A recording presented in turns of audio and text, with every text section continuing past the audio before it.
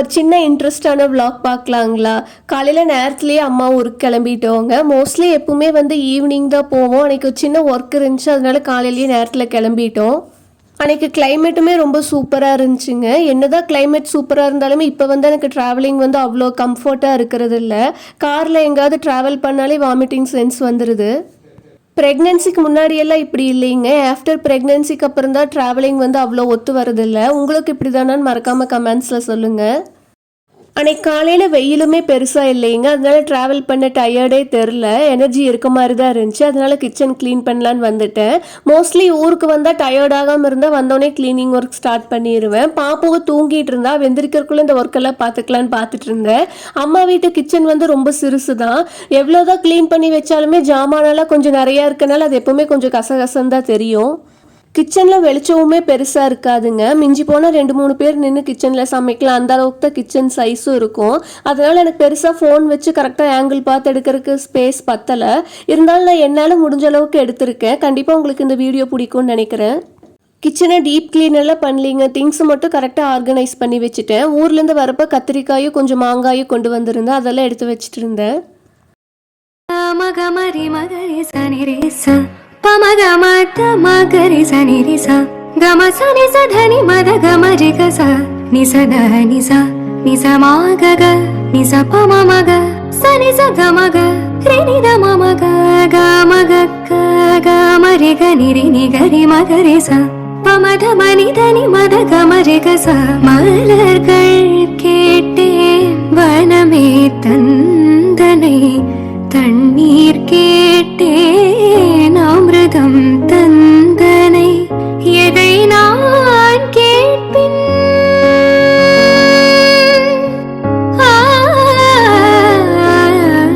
எதை நான் கேட்பின் உனையே தருவாய் உனையே தருவாய் மலர்கள் கேட்டேன் வனமே தன். கிச்சனெல்லாம் க்ளீன் பண்ணிவிட்டு திங்ஸ் எல்லாம் எடுத்து ஆர்கனைஸாக எடுத்து வச்சதுக்கப்புறம் தான் கிச்சன் பார்க்கவே ரொம்ப நல்லா இருந்துச்சு. ஈவினிங் மேலே நல்லா மழை பெஞ்சுதுங்க. மோஸ்ட்லி இங்கே எங்கள் ஊரில் வந்து கொஞ்சம் நல்லா மழை பெய்யும். ஈவினிங் மழை பெய்ய ஆரம்பித்தா நைட்டு ஃபுல்லாகவே சூப்பராக மழை பெய்யுதுங்க.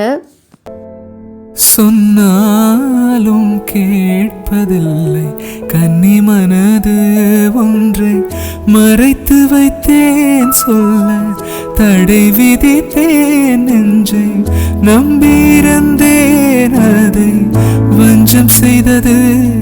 சொன்னாலும் கேட்பதில்லை கன்னி மனது எதனில் தொலைந்த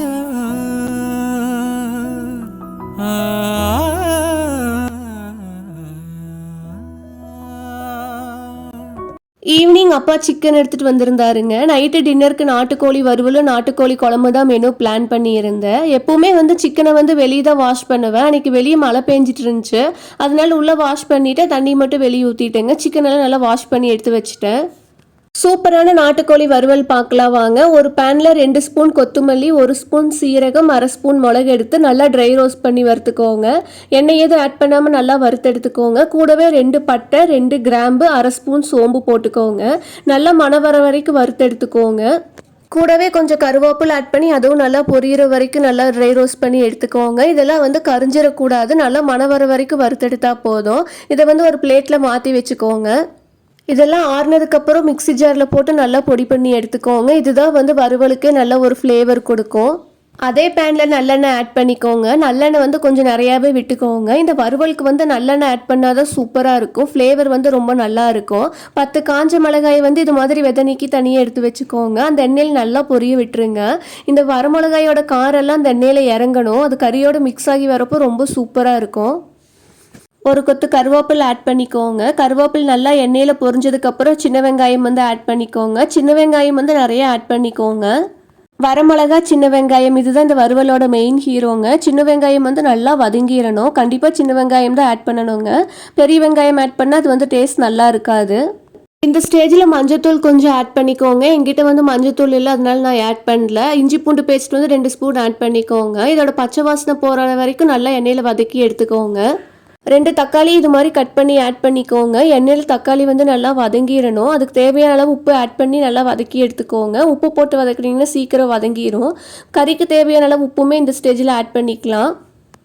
தக்காளி நல்லா வதங்கினதுக்கப்புறம் நாட்டுக்கோழி ஆட் பண்ணிக்கோங்க. நான் வந்து இன்றைக்கி 1 கிலோ கறியில் வந்து இந்த வறுவல் செஞ்சுருக்கேன். இந்த கறி வந்து நல்லா இந்த வெங்காய தக்காளியோடு நல்லா மிக்ஸ் ஆகி வரணும். அது வரைக்கும் நல்லா வதக்கி எடுத்துக்கோங்க. உங்கள் காரத்துக்கு தேவையான அளவு மிளகாத்தூள் ஆட் பண்ணிக்கோங்க. நான் வந்து இன்றைக்கி வீட்டில் அரைச்ச மிளகாத்தூள் தான் ஆட் பண்ணியிருக்கேன். அதுக்கப்புறம் கறிக்கு தேவையான அளவு தண்ணி ஊற்றிக்கோங்க. நீங்கள் வந்து பேன்லேயே வந்து நாட்டுக்கோழியை வேக வைக்கிறனால வேக வச்சுக்கலாம். அன்றைக்கி எனக்கு டின்னர் செய்யறதுக்கு கொஞ்சம் டைம் ஆயிடுச்சு. அதனால நான் குக்கரில் மாற்றி வச்சுட்டேன். குக்கரில் வச்சு நான் வந்து 8 விசில் விட்டு எடுத்துட்டேன். நாட்டுக்கோழி நல்லா வெந்து வந்திருக்குதுங்க. இந்த ஸ்டேஜில் நம்ம அரைச்சி வச்ச பொடியை வந்து ஆட் பண்ணிக்கலாம். நான் வந்து அன்றைக்கி கொஞ்சம் அதிகமாக ஆட் பண்ணிட்டேன். இருந்தாலும் டேஸ்ட் வந்து நல்லா தான் இருந்துச்சு. எதுக்கும் நீங்கள் பார்த்துட்டு ஆட் பண்ணிக்கோங்க. இந்த ஸ்டேஜில் வந்து தண்ணி உங்களுக்கு கொஞ்சம் வேணும், கிரேவி மாதிரி வேணும்னா அப்படியே ஆஃப் பண்ணிடுங்க. நல்லா வறுவல் மாதிரி வேணும்னா தண்ணி நல்லா சுண்ட வச்சு எடுத்துக்கோங்க. சூப்பரான நாட்டுக்கோழி வறுவல் ரெடிங்க. நல்லா சுட சுட சாப்பாட்டோட இந்த வறுவல் போட்டு சாப்பிட அவ்வளோ நல்லா இருந்துச்சு. கண்டிப்பாக நீங்களும் ஒன்ஸ் இதை ட்ரை பண்ணி பாருங்கள். எப்படி வந்துச்சுன்னு மறக்காமல் கமெண்ட்ஸில் சொல்லுங்கள். சில்லுன்னு பெய்கிற மலைக்கு சுட சுட சாப்பாடு, காரசாரமான நாட்டுக்கோழி வறுவல், எங்கள் ஊர் ஸ்டைலில் நாட்டுக்கோழி குழம்பு சூப்பராக வந்துருந்துச்சுங்க. அன்றைக்கி ரொம்பவே சூப்பரான டின்னரோட எங்கள் நைட் ரொட்டீன் முடிஞ்சுதுங்க.